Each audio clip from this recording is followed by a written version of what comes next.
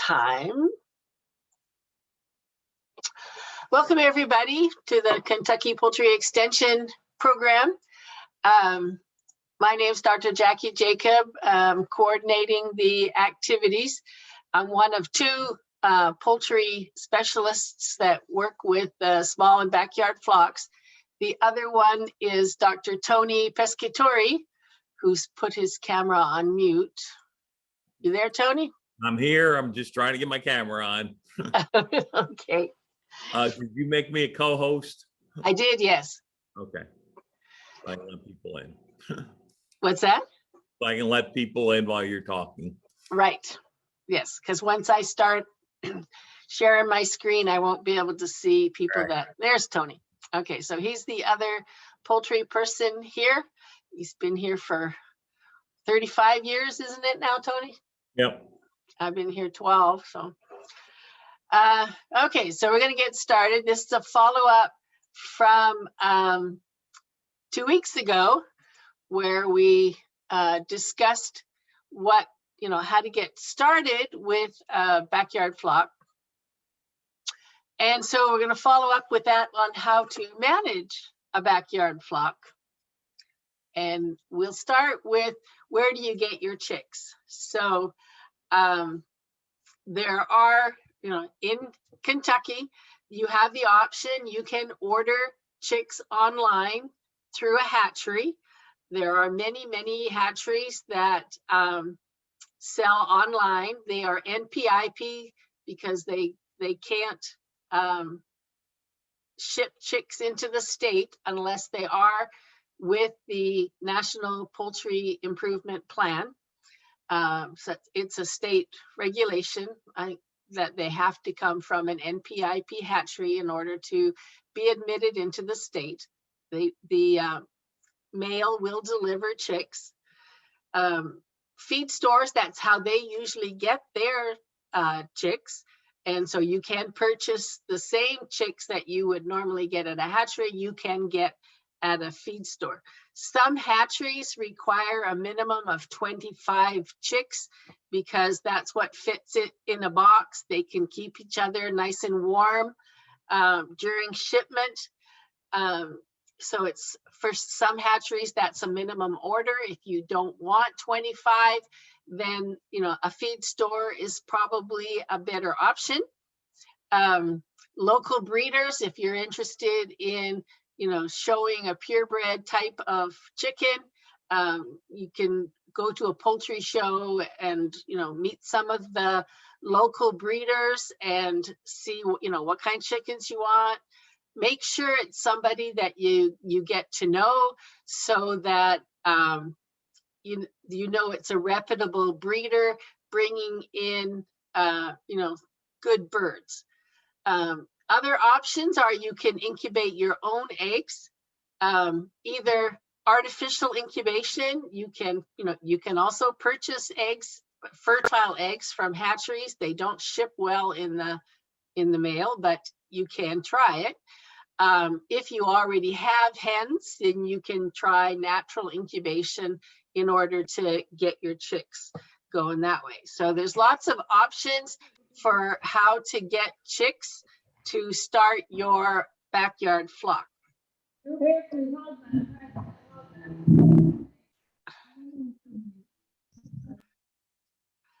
Okay, so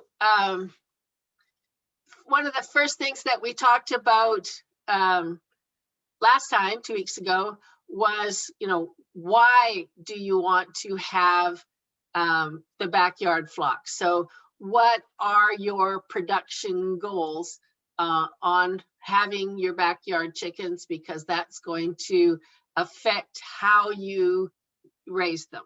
So we talked about the possibility of raising them for meat production. So you can use the Cornish cross, which has the fastest growth rate. They're ready in about 6 to 8 weeks. They have good feed efficiency, so you better bang for your buck. And they have a lot of breast meat, and we are, in theory, a breast meat market here in the United States. Personally, I like the leg meat. I like the dark meat better. We ship a lot of dark meat to Asia and Russia because they prefer the dark meat. And I say we're a breast meat market, so we have to, get rid of the dark meat somewhere. Your other option, as we talked about before, was the dual purpose type or heritage type breeds. They have a much slower growth rate, which tends to be more popular these days. They're ready in about 16 to 18 weeks, going to take a lot longer, a lot more feed. They're going to be a lot less feed efficient, and you're going to have a lot less breast meat, but you're going to have an older bird when it's time to butcher them. So it's going to be much more flavorful with the older type breeds. The dual purpose heritage type breeds tend to be more popular in the Asian market because they prefer that flavorful chicken. They want chicken that actually tastes like chicken. One of the other things that you could do to, as a business, is raise ready to lay pullets. Some people in the city would like to have pullets, but they don't want to brood them up. So there's always, I get phone calls all the time. Do I know anybody who is selling pullets, ready to lay pullets?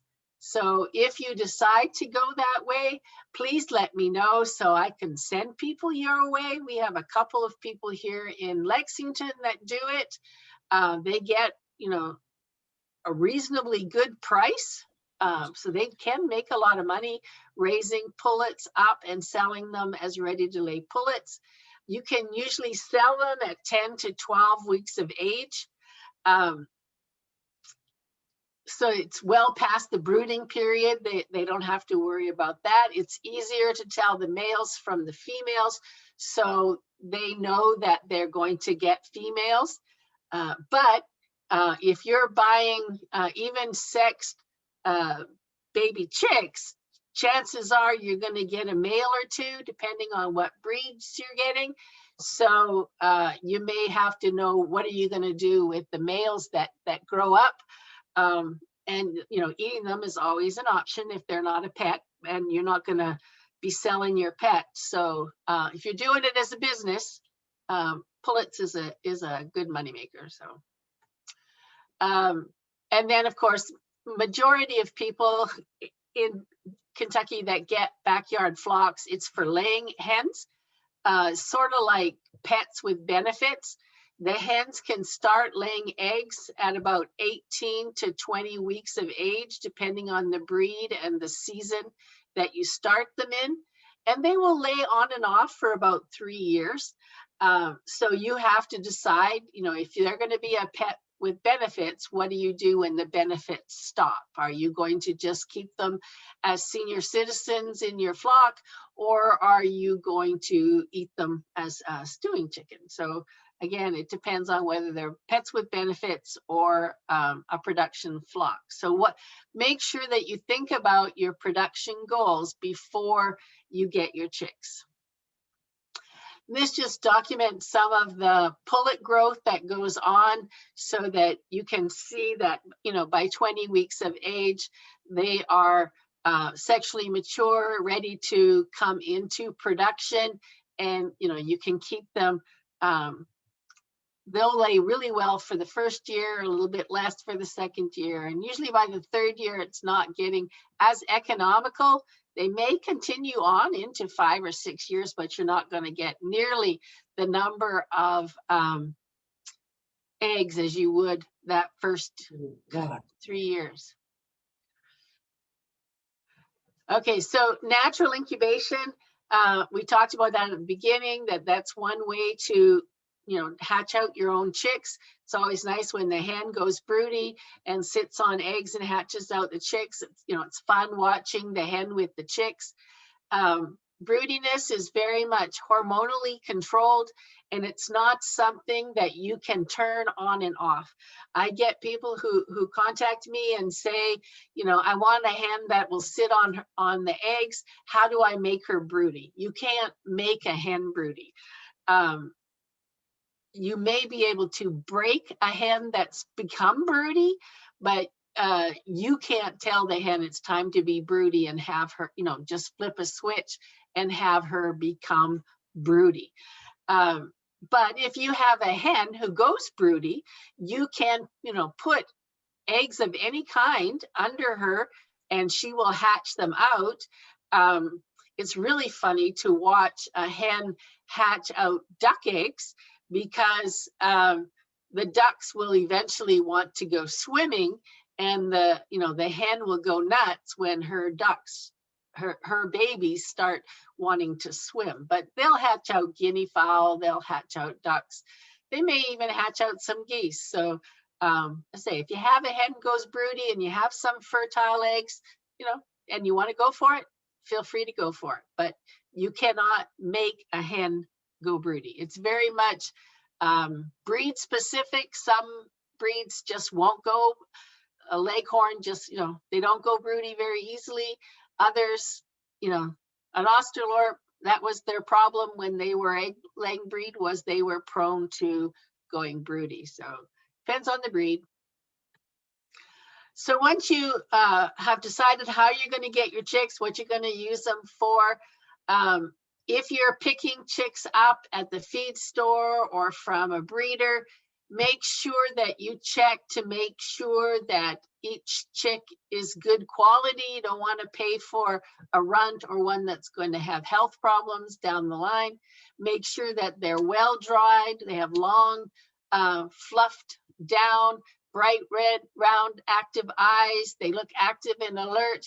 And baby chicks, well, embryos, when they're in the egg, right before they hatch, they take what's left of the yolk sac into the body cavity, and that seals up. So chickens, although they don't, you know, they're not attached to their mother by an umbilical cord, they do have a belly button of sorts, because where that yolk sac was taken into their body cavity has to heal up. And so make sure that you check the belly of the chicken to make sure that it's not infected. It's very easy, if it doesn't heal properly, for bacteria to get in and cause an infection. Make sure that the legs are bright and waxy to the touch, that there's no red hocks. Make sure they're free from deformities, no crooked legs, no twisted necks, no cross beaks. You can't get a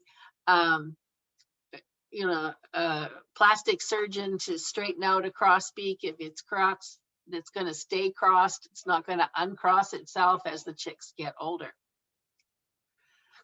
Okay, when you're starting to brood the chicks and you have your house, you need to think about bedding material. The functions of that bedding material are to absorb moisture. It dilutes out the excreta. It minimizes bird to manure contact, so that you try to reduce the disease spread. It also provides insulation from cold floors to keep them warm, especially in the winter. And there are a number of different materials that are suitable for litter. Pine shavings is the gold star of litter material, but as they start making new products, particle board and whatnot, that use shavings, they're getting harder and harder to get, more and more expensive. So depending where you're located, you know, it may not be possible to get pine shavings. Rice hulls can work really well if you're in an area that processes rice. Hardwood shavings are not recommended. They do have tannins in them that can cause problems. Sawdust, you have to be careful. The chicks will eat sawdust because it's so fine. They are also prone to molds if they get wet. Straw is not the greatest, but it can work if you chop it up. Long straw does not work very well, and it's prone to caking. That means that when it gets wet and has wet manure in it, it's going to, basically form this hard rock. Chopped hay is actually better than chopped straw, but oops, I don't know why it changed on its own. You have to be careful about caking, and you have to be careful about mold. Peanut hulls, again, can be a problem with caking. We don't have a lot of peanut hulls here in Kentucky. Mycotoxins are also a problem with peanut hulls. It's not recommended that you use paper that much. It really cakes badly. And you don't want, sheets of paper, especially glossy paper. They will have problems with their feet, and you'll start getting chickens with spraddled legs. And if you're raising turkeys or something on, it's even worse. Okay, chicks have to be brooded. They're unable to regulate their body temperature until about 12 to 14 weeks of age. And then how well they can do after that depends on how well they get feathered.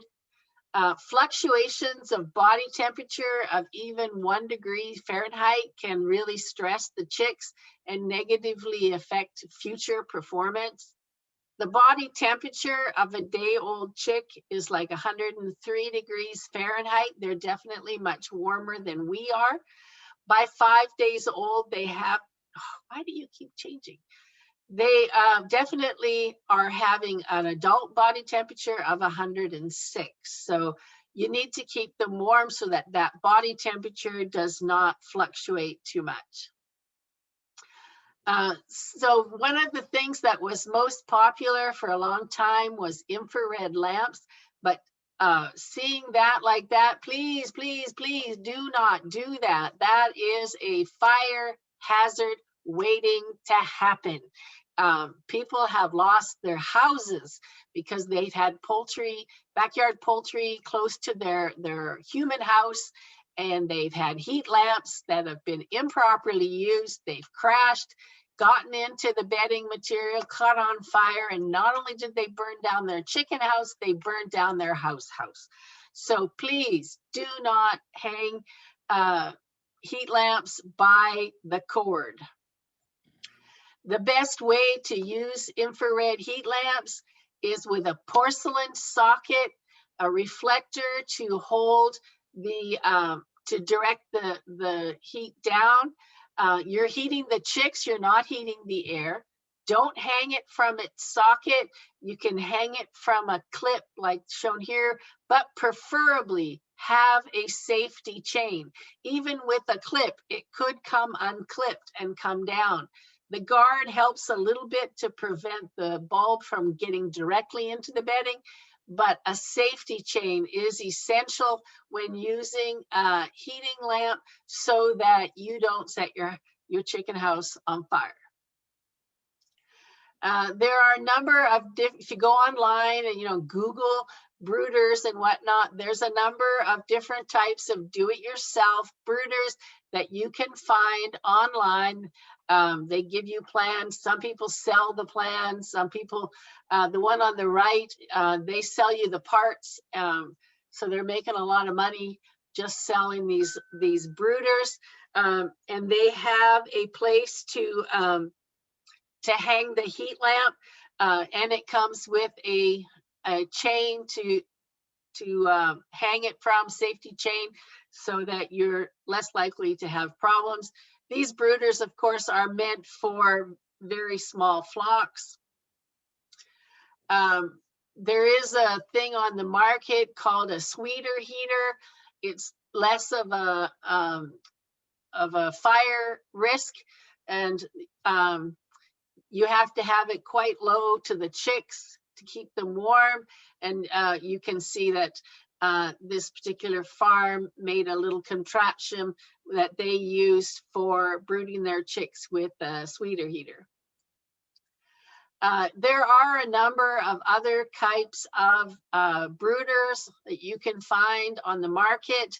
This one is a thermo poultry heated chicken brooder, and it's only got 25 watts on it. There's an indicator light, doesn't require any tools.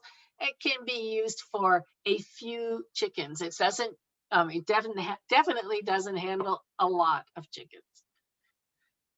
The EcoGlow brooder is very similar. They're saying that theirs can handle up to 20 chicks. I say it comes in various sizes, and you can adjust the height as the birds get older. And this is all radiant heat, so it's all going down. It's not heating the house, it's just heating the chicks. What's that? No, okay. This one here is has a built-in thermostat. It's like a radiant heater that does heat more of the area, and they recommend it for adults to keep them from getting frostbite. I don't think that we necessarily need it if you're in an area that you're getting a really deep freeze and you don't have any insulation in the poultry house. Well, maybe, but here in Kentucky, I don't think we need a space heater in with our chickens.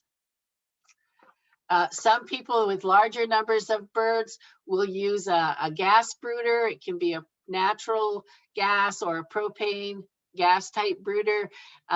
This one would, could easily handle 100 or more chicks, depending on the size. They come in various sizes. So that's another possibility for a heat source.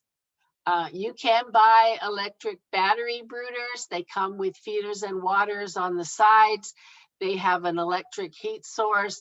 The manure goes down into trays, and you clean out the trays periodically. So you have lots of different options for heat sourcing, for keeping your birds warm.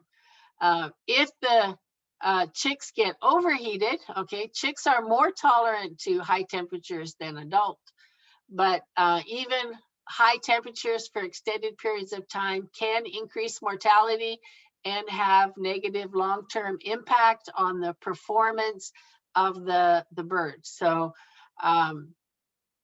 while you need to provide them heat, you don't want to overheat them. In terms of getting them cold stressed, if they get too cold, they will have a negative impact on their immune and digestive systems, so that you're going to have increased mortality, you're going to have reduced growth rates. They're going to consume more feed to try and stay warm, so they're going to have increased feed costs. So again, you don't want it too hot, but you don't want it too cold. And when you look at the temperature, you want it at chick level. And, the book will tell you start at 95 degrees Fahrenheit, reduce by 5 degrees each week. And the chicks should be fully feathered, depending on what kind of birds you have, and no longer require heat when you reach down to 70 degrees. This just shows you a couple of brooding systems. The one on the left, he's got a brooder guard put up, made out of cardboard to keep the chicks in the area there, and it eliminates all corners. Chickens can get into corners and pile up and kill, the ones on the bottom suffocate. The one on the right just shows you he has a plastic one for eliminating corners. He has the heat lamp suspended. He's got the shavings for the bedding material. But the best thermometer for evaluating chicks is the chicks themselves. So in the middle one is the brooder in the middle. Whatever heat source you want is in the middle. You have a brooder guard around to make it circular so that there are no corners. You want it, depending on what your heat source is, you want to keep the chicks within that heat source so that chicks can move towards or away from the heat source for their own temperature preference. And then you get the feed and water around. And so when the chicks are evenly distributed within that brooding area, that's the right temperature. If it's like on the left, those chicks are really close to the brooder. They're trying to get warm. It's too cold. So you need to warm it up. And if it's any of those heat sources that we talked about, that usually means lowering the heat source. So you need to turn up the heat on the one on the left, but the one on the right, the chicks are trying to get away from the heat as far away as possible. It's far too hot for them. You're going to start having overheated birds, so you need to reduce the heat. And for most of that, that means lifting up the heat source so that it's not quite so hot where the birds are. So watch your birds, don't watch the thermometer. The thermometer will give you a guide and a ballpark, especially before you place the birds. But once the birds are there, watch the birds. Okay, as I said earlier, embryos absorb the last of the yolk sac before they hatch.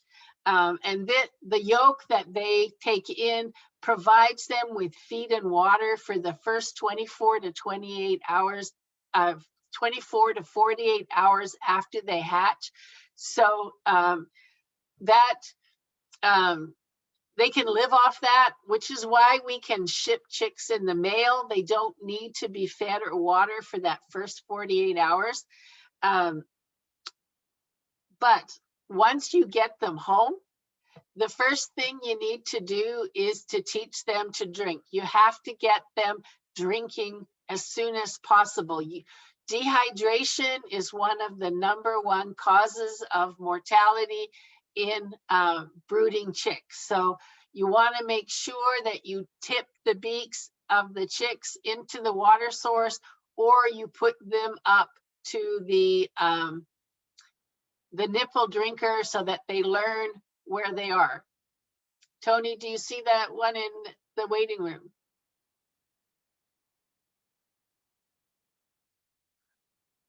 I'll let her in. Oh, he did. Chicks are not able to swallow like we do, so they have a cleft palate, which means that it's not a solid top of their mouth. And if you think about how you swallow, you have to form a vacuum in your mouth in order to swallow.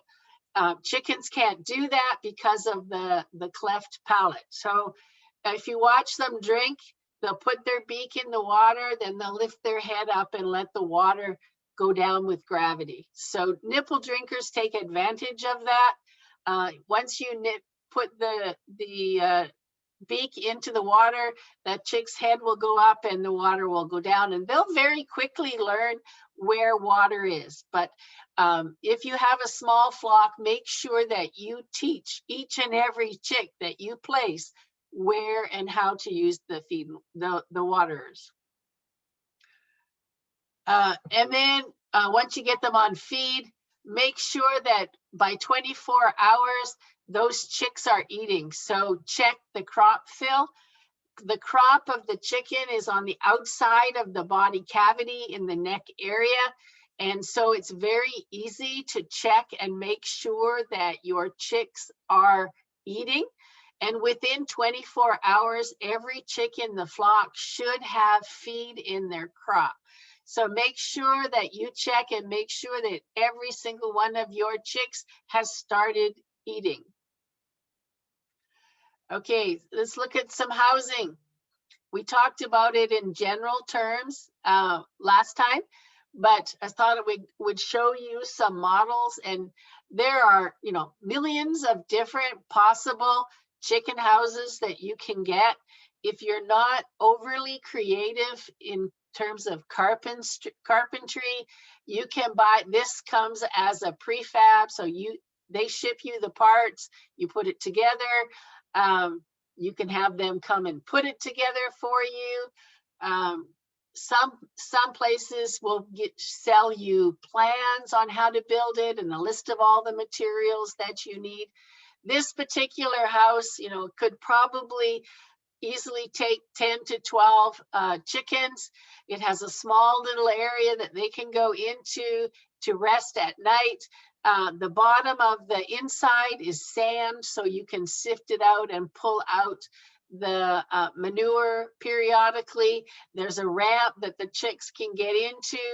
They've put the feed in the inside in a metal can with a secure lid. That will help prevent rodents from coming in. They only have one nest box because they only have about 5 chickens, I think. They have the feeder there. It's a little low, but it's a good plan for a few birds. And it looks nice. You don't want to have something that's going to put your neighbors off, depending on how close your neighbors are to you. This is another one that you can buy and get it delivered to you. Again, this one would only probably hold 3 or 4 chickens. They can go inside. They have a little area to go outside. They go underneath as well. So, lots of options. It has area for ventilation at the top with a cover over it. And it doesn't put your neighbors off. It looks nice. Another one that you can buy online. The only thing I don't like about this one is it's really hard to get into that run that's attached to it. It's also very narrow. And if your chickens die in there, or they decide they want to lay their eggs in there, that's very difficult to get at. This one is also set up so that you can move it and put it on different pasture areas. As I said in the first webinar we had a couple of weeks ago, I would not use this in a backyard area where you are going to be using the backyard for any activity, because you're going to come into contact with the poultry manure. And I talked about how every year in United States, and especially Kentucky, we have an outbreak of human salmonellosis cases from people coming into contact with poultry, with their fecal material from kids kissing chickens. So having it where you're going to use the land afterwards for personal use is a dangerous proposition. These are a couple from the tour de coops that we have here every year, small little runs, making use of what were dog pens on the left there, but now using them for chickens. And the one on the right is big enough for her 3 little Buff Orpington chickens. Her run is a little short, so when she wants to rake out the sand to get out the manure, she has to sit on a bucket because she can't stand up. She's relatively tall. This one was nice too. They have a nice enclosed area to keep the chickens and the chickens safe from predators, and they keep the feed with the metal cans with the lids securely on them so that they're not going to have a rodent problem. And you'll find that a lot of places that have backyard flocks also have vegetable gardens. The manure from poultry is very good for fertilizer, but please compost it first so that you don't have your leaf lettuce or whatever picking up any salmonella or other bacteria that might be in the manure. But once it's composted, and we'll be talking about manure management in the, can't remember if it's the next one or the one after that, but the composting procedure kills off the bacteria. So make sure that you compost it before you use it on a vegetable garden. It doesn't matter so much for flower gardens, although you don't want to burn them. So make sure you're not using raw poultry manure on plants that could get burned from the raw manure. Having pen is always nice. This one is also from the Tour de Coops. They have a very nice house that they can get into, and the area for the birds to go out in has things for them to keep amused with while they're in there. It also is nicely secured from aerial predators because it has a net over the top. It is relatively high, so people can go in there without worrying about it. And they do supply light, so they have electricity, because this is in somebody's backyard here in Lexington. This one is functional, but it's not something that most people would want to be living next to. It's not, nice and appealing to the eye. And you can see, though, he does have a composting bin, but this was located at the back of the house, so you couldn't really see it very well from the front, so it wasn't too much of an issue. But I would think that all that metal on a really hot day might be a little hot for the chickens. He never did say if he had problems with that, but to me, it would probably be a problem. He has feed or something underneath there. They're not metal. I would again, if you want to keep out the rodents, you want something metal to do that. As I say, you can make things that are really nice and eye appealing, and when you sharing your eggs with your neighbors, the chances of them complaining to anybody about you having chickens, as long as you don't have roosters, it's not going to happen too much. You're going to be a good neighbor. This was one that they had the first year that they did the Tour de Coops, and this is an eyesore. It's not good for the birds. There's absolutely no ventilation. And the birds were running around the yard where the kids were playing. This is something I would not recommend. This is really not nice at all. And your neighbors aren't going to be too happy with you. It did have quite a foul smell to it as well, so it can be an issue. So don't do that, please. In terms of feeders, you can buy a variety of different types of feeders, tube feeders and things like that. This one is on the market. The Egg Makers Acres sells it. You can make one just as easily. It's just using some plumbing pipes and a plastic bucket. If you look on the left, they've made one into a feeder and one into a waterer with nipple drinkers. So, if you look online, there's all sorts of things that you can get creative with to prevent feed spillage. And you'll see that they are adjusting the height. I would put the nipple drinkers a little bit higher up, but the feeders are, at that right height where it can get its head in. It's not going to spill feed all over the place. It can't get in and poop on it and that sort of thing. So these are reasonably good ideas. Tube feeders are the most common one, and again, adjusting the height to the lip should be at the height of the back of the bird. They can reach in. They have quite long necks to get the feed. So that one is filled a bit full. They might start spilling it around. You can see the one on the right, the birds have been spilling the feed a little bit. I liked the ones on the right because they had the metal lid on top of it.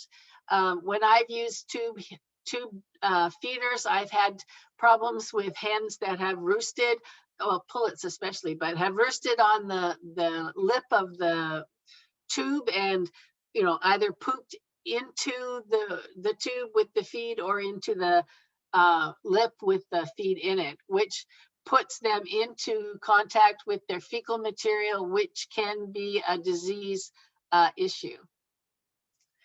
Again, a variety of different things that you can find online to give you, some suggestions for things that if you want to try. The one in the top left is an automatic feeder, so the chicken has to sit on it in order, or stand on it in order for the lid to come up and for them to access the feed. That is supposed to prevent rodents from accessing the feed and becoming a problem. The one, you can use a plastic bucket or a plastic bin, again putting in that plumbing piping to have them go in to get the feed. And the one on the far right is those big tubes with the feed in that way too. So there's lots of different things you can do to be creative with what's available to you. Say for waterers, I prefer the nipple drinkers. They give you less of a spillage type of problem. You can use the tube type waterers that you see on the right. They're not as automatic. You can get some automatic bell drinkers. I've always had trouble with bell drinkers. I've always had them flooding the houses that the birds have been in. Hasn't been an issue with the nipple drinkers. On a really hot day, the ones made with the cooler will keep it cool. With the one with the bucket, you could throw some ice in there to help keep it cool if needed. And then, of course, winter. We know we just went through the ice storms here. I would not recommend the heated pet bowl, though some people have used it, maybe just for the little while that it's, that we're having the freezing temperatures.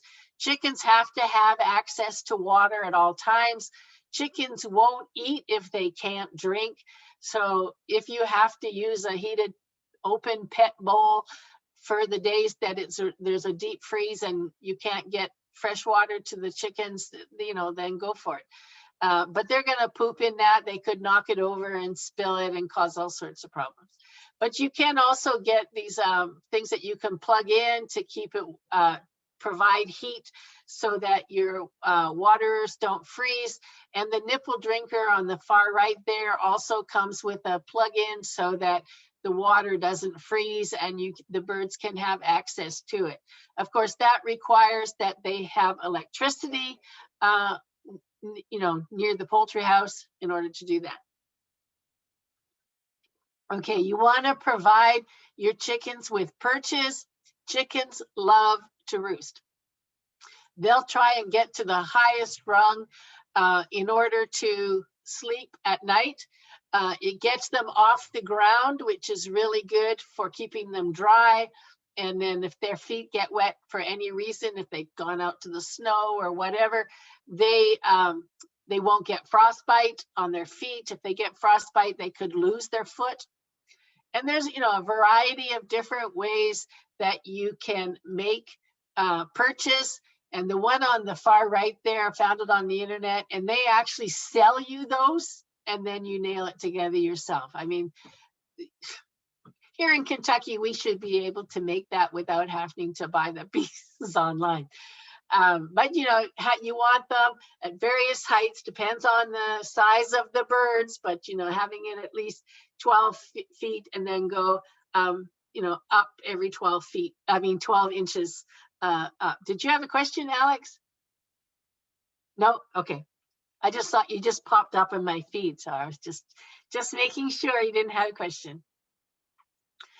And then you can actually find these things online. I thought this was really funny. You could buy swings for your chickens, some as roosts and some just as swings.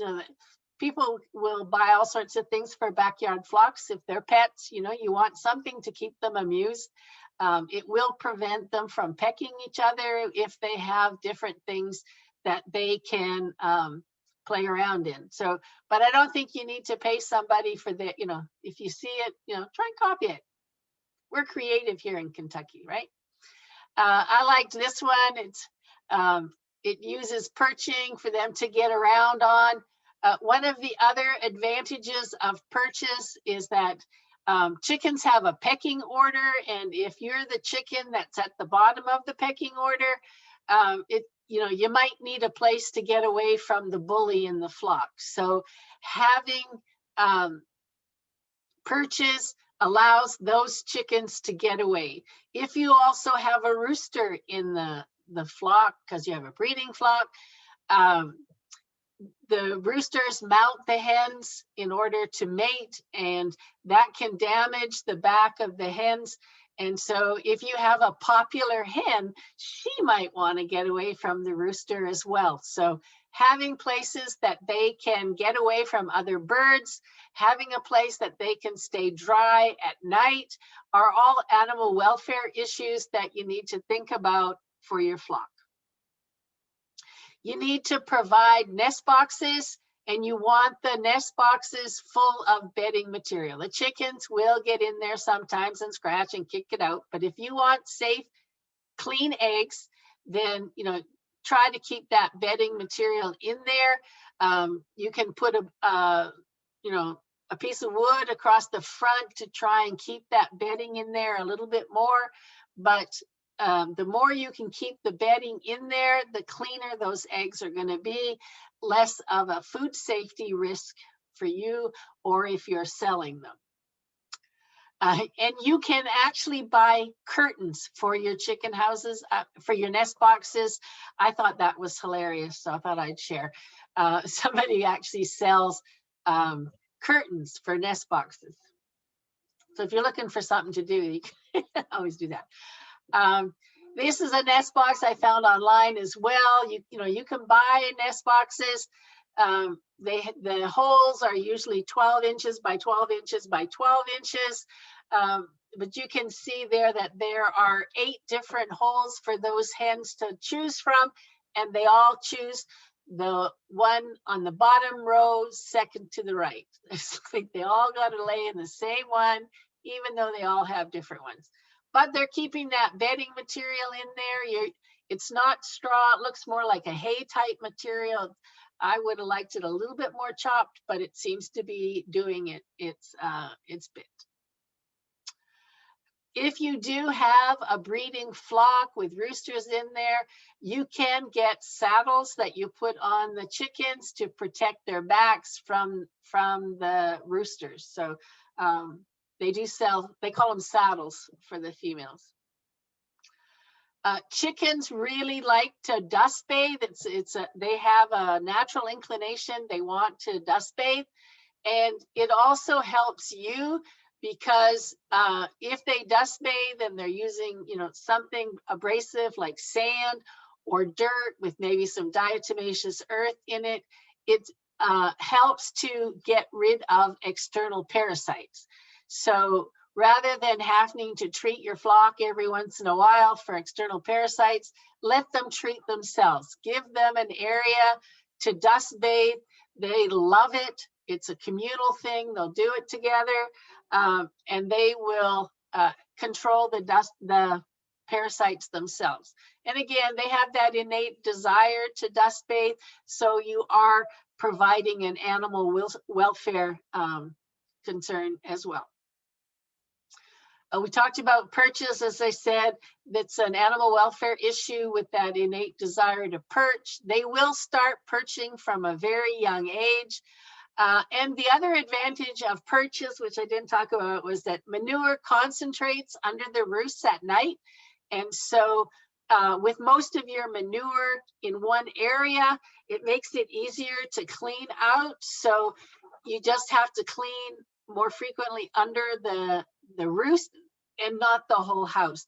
But make sure that you can get, that the perches can be moved to allow you to get in there to remove that manure when it starts to build up. And as I said, it will keep the birds drier, especially in the wintertime. Okay, in terms of nutrition, I mean, the real simple thing is feed the right feed for the right chickens that you have. The most common error that I see with backyard flocks is nutrition. Feeding the wrong type of feed often happens. You should not feed a layer feed, which is high in calcium because of the need of the calcium for eggshell production. If you feed something that's really high in calcium to someone who's not, or a bird that is not laying, then that excess calcium could cause gout, and you could have a health concern with their birds. So don't give, growing birds a layer feed, and don't give a growing feed to layers and expect them to be able to lay eggs, because they won't have enough calcium to do that. The other thing that I see a lot of is feeding too much scratch grains. People find that scratch grains are cheaper than most feed, depending on the cost of feed. And so I've seen people mix, a nice complete diet with scratch grains, 50-50, I've seen it. And when you do that, you're diluting all that good nutrition in that feed by 50%. So think of it as feeding kids French fries and then expecting them to eat a healthy meal. They're going to start having nutritional deficiencies. And so when I get, calls, my chickens have stopped laying, what's the problem? I ask, well, what are you feeding them? And they'll say layer feed. And then I'll ask, and what else? And they'll say, oh, well, I mix it 50-50 with scratch grains. Well, yeah, you just diluted all that protein, all those vitamins, all those minerals that they need in that well-balanced feed with just energy. So if you like to give your chickens a treat, do it at night after they've already eaten for the day. Sometimes it's a way to get them into the house if they've been running around, but only give them what they can finish up in about 10 minutes. You don't want anything excess out there. Another thing that I see is not having enough feeder space. Chickens are very communal animals. You want them to be able to feed or drink at the same time. So make sure that you have enough feeder space. Not having enough, someone's going to be shorted when it comes time to eat. And as I said before, chickens won't eat if they can't drink. So make sure that they have fresh, clean water available at all times, which can be, as I said, challenging when it freezes. And some people like to free range, and depending on the season, chickens can get some stuff from the free range. They don't get a lot of it from the actual forage material, depending on how the forage is managed. If it's very fresh, leafy stuff, yeah, maybe they get a little bit out of it, but they'll eat bugs and earthworms and other things as well.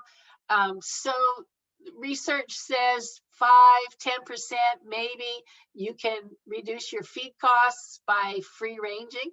Chickens do love to forage. If you are free ranging and letting them use pasture material, then provide them with some grit. Grit is just ground up gravel. Chickens don't have teeth. They have a gizzard in their digestive tract that grinds up the feed, and pebbles and things get in there and help with that grinding. If they're just eating a ground feed, that's not an issue. They don't need to worry about that because it's already ground.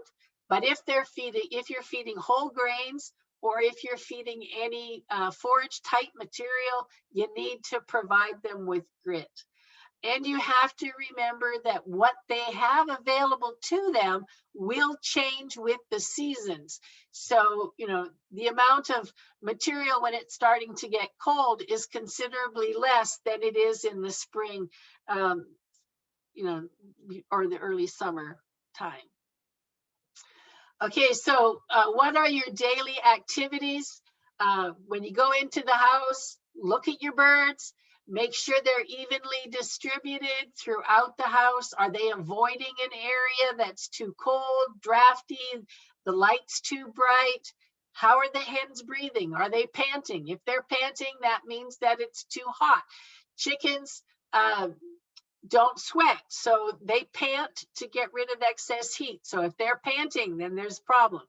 How are they behaving? Are they feeding, drinking, dust bathing, preening, roosting, all of those things?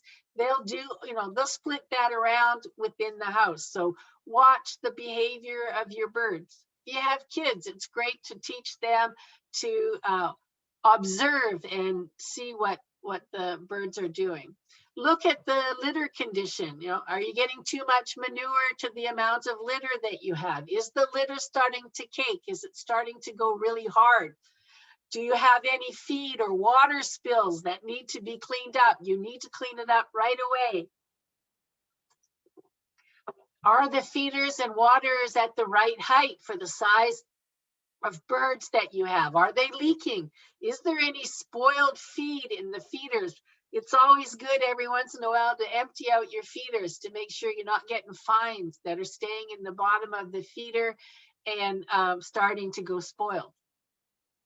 Listen, are they making any noises? Snicking, sneezing, anything like that? Respiratory noises. They should be vocalizing. Birds will vocalize. And how did those vocalizations change from what they've done before? Chickens can be fun. You can watch them.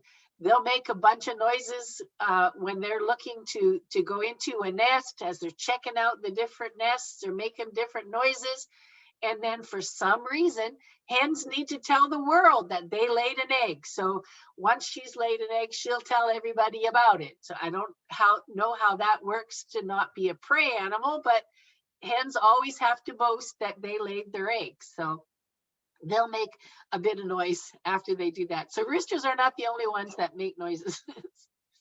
How does it smell? Is the feed fresh or musty? How's the air? Are you smelling ammonia? If you're smelling ammonia, those chickens are already starting to have respiratory problems because, if you can smell it, they smelt it before you did. It's already causing damage. Touch things. Periodically stop, handle, and assess your chickens.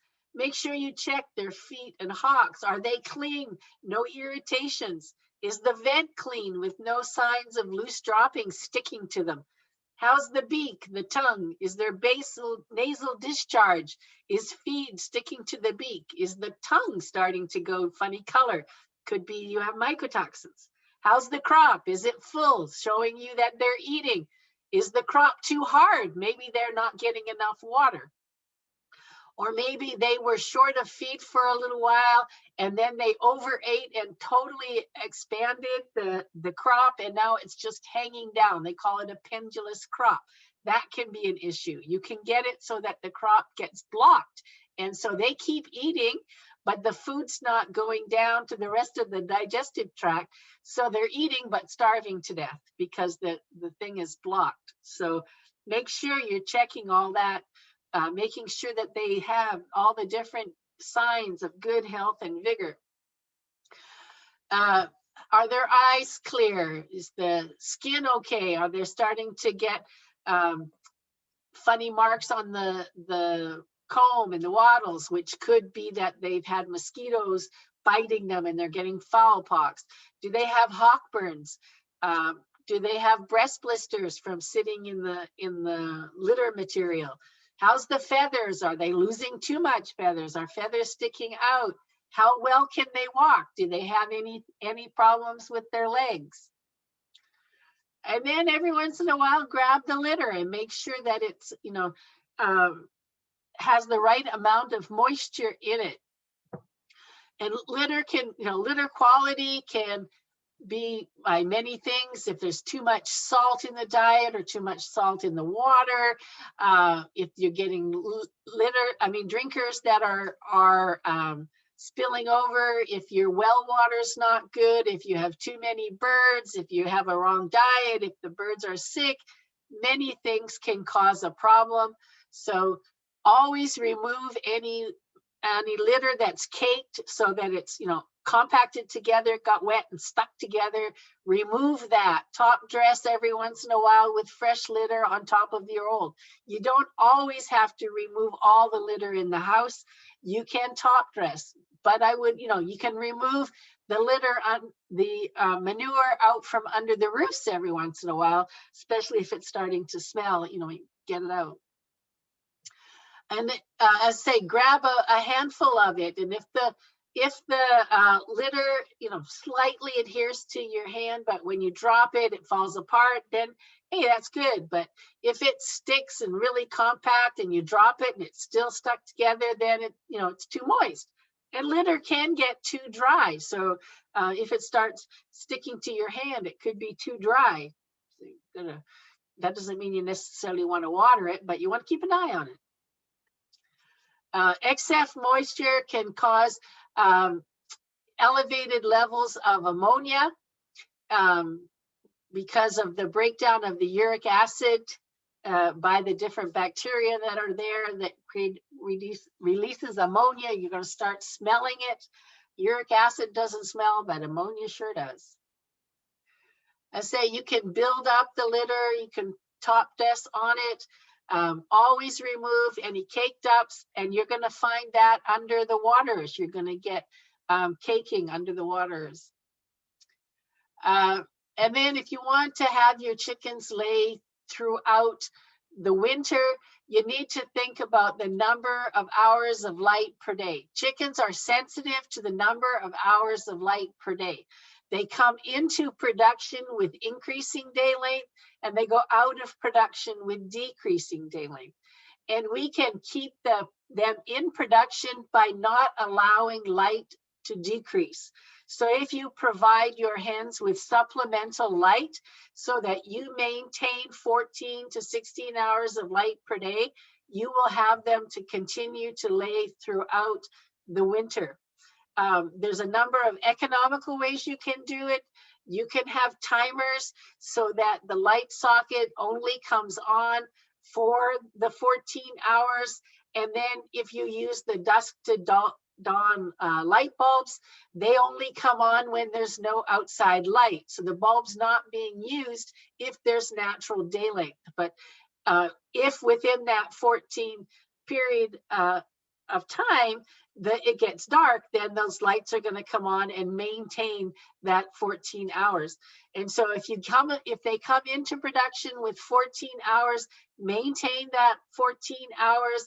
And then as it gets longer, if you're starting to see maybe a little drop in egg production, bump it up to 15 hours, and you might extend it a little bit longer to keep them in production. But eventually they will, you know, take a rest, they will molt, they'll go out of production and regenerate their, you know, rejuvenate their body and start again.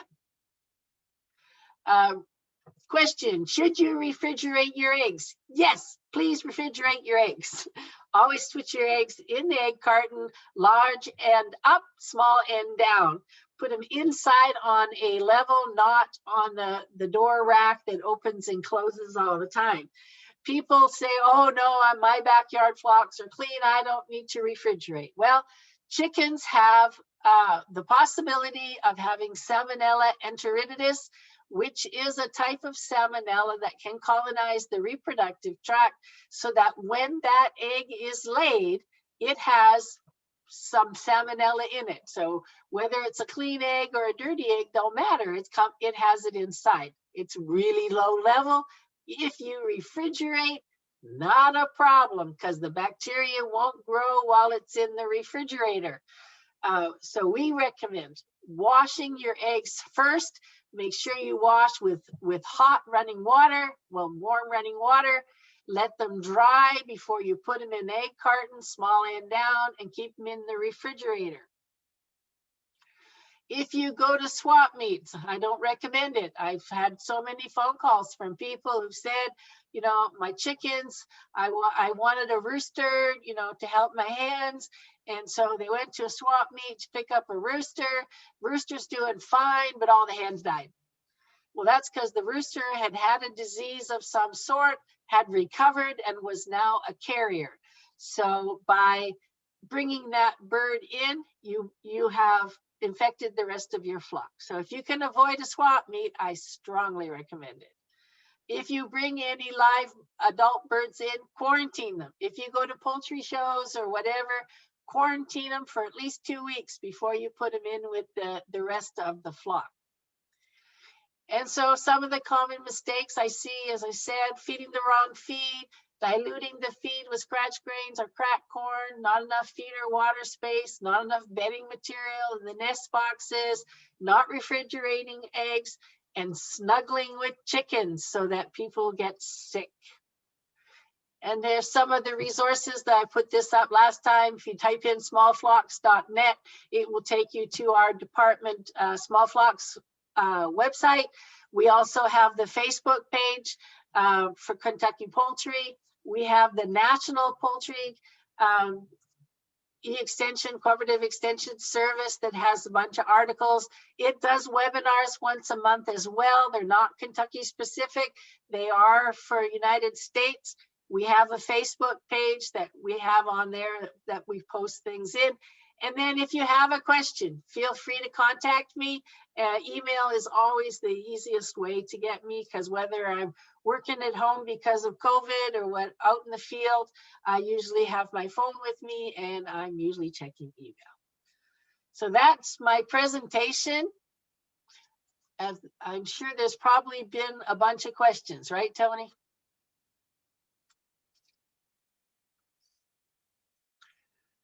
If you have any questions, you can type them in the chat box. Any tips for free range?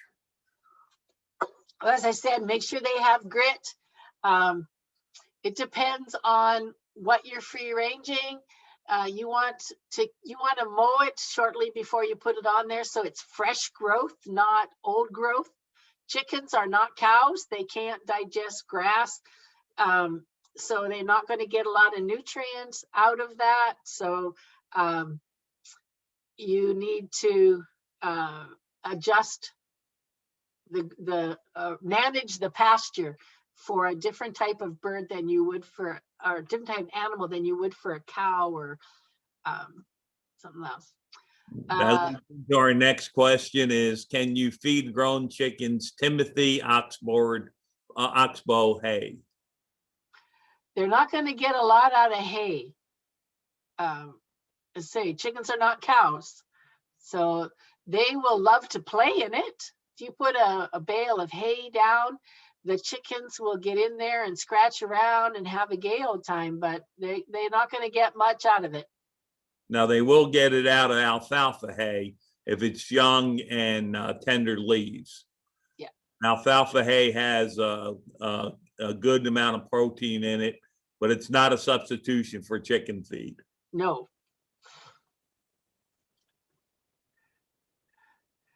Your chickens hate mud. Avoid the mud. Make sure your area has good drainage. I have a coop for 5, and I have 7 chickens. They gave me too many. Can I get a little chicken coop suite or for it? As an extension. Actually, by making sure you have perches and enough feeder space, you can go up with area. And also, if you give anytime you give something as a distraction, it'll also prevent problems with cannibalism or social interaction. Or feather pecking, yeah. Yes. Tony, you got any recommendation for feed brands for laying hens? Actually, we're at a point now where any of the feed stores have really good brands of feed now, and they carry multiple brands.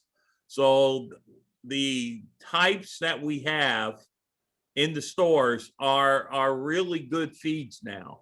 You know, we used to have a grower starter and a layer. It was the only thing available. We now have meat developers, and we have the pullet developers, and we have laying hens, laying diets, and maybe 1 or 2 of those. So there's a whole host of feeds now. So just make sure you get the right feed for the right age chicken.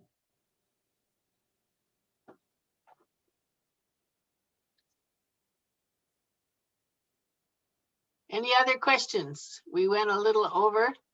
Do you remember what the next one is? Is it health? Yeah, health is next. Health is next, yeah. And then manure is the last one, right?